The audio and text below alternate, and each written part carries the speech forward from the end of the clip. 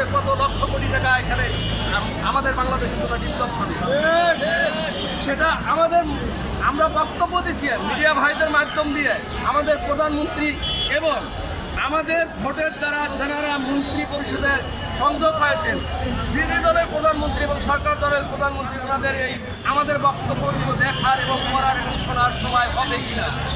আজকে ওনারা পার্লামেন্টে আছেন, ওনাদের বাচ্চাদেরকে যে দুধ এবং আমিষের ঘাটতি পূরণ করে, এই প্রোটিন এবং আমিষের ঘাটতি এনএসপিদের মাধ্যম দিয়ে যদি কোনো হয়, আপনারা ধরে নেন 1500 গরুকে আমি যে ভ্যাকসিন করছি, একটি গরুর লাম্পি হয় নাই।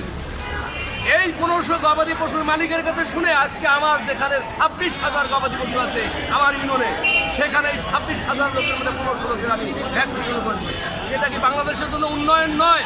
মন্ত্রী মহোদয়রা যে দুধ এবং আমিষ যে খাচ্ছেন, আমিষ খাচ্ছেন, ওনারা কি আমাদের প্রতি বিবেক বিবেচনা করে না? এবং আমাদের দাবি, এই আমাদের পিজি গ্রুপের দ্বারা যে বাংলাদেশে বিশ্ব ব্যাংকের যে টাকা এই মাননীয় মন্ত্রী মহোদয়ের দ্বারা, কোন মন্ত্রীর দ্বারা আমাদের এই বাংলাদেশের বিশ্ব ব্যাংকে উন্নয়ন ঘটেছে, আমাদের দেশের উন্নয়নের জন্য টাকা অর্থ সঞ্চয় এখানে জমা করেছেন, এটা কি ওনারা ভাবেন না? ওনারা ভাবেন না কোনো সময়। আমাদের এই দীর্ঘদিনের আক্রান্ত পরিশ্রম নিয়ে, ক্ষুধা নিয়ে আমরা আজ রাজপথে অবরোধ করেছি। আমরা আমাদের প্রাণের দাবি, আমাদের এই এলাকার দাবি, আমাদের দেশের দাবি, আমাদের গবাদি প্রাণীর দাবি। আপনার নাম কি? আপনার নাম কি? আমার নাম মোহাম্মদ আবুল কালাম আজাদ। কোথা থেকে এসেছেন? নাগেশ্বরী উপজেলা, নারায়ণপুর ইউনিয়ন। এই সংগঠনের কি আপনি কেন্দ্র? আমি এই সংগঠনের এলএসপি। আমি আমার বক্তব্যের মাধ্যম দিয়ে বলতে চাই যে আমাদের মাননীয় প্রধানমন্ত্রী আমাদের প্রতি একটু সদাই দৃষ্টি আকর্ষণ করে ইরাক ইরানের মতো আমাদের আর এই রাজপথে থাকতে হচ্ছে না।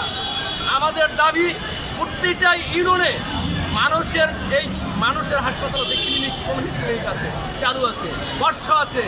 শুধু আমাদের প্রাণী সেকশন, যেটার থেকে দুধ এবং আমিষ এবং কুটিরের আমরা ব্যবস্থা পাবো।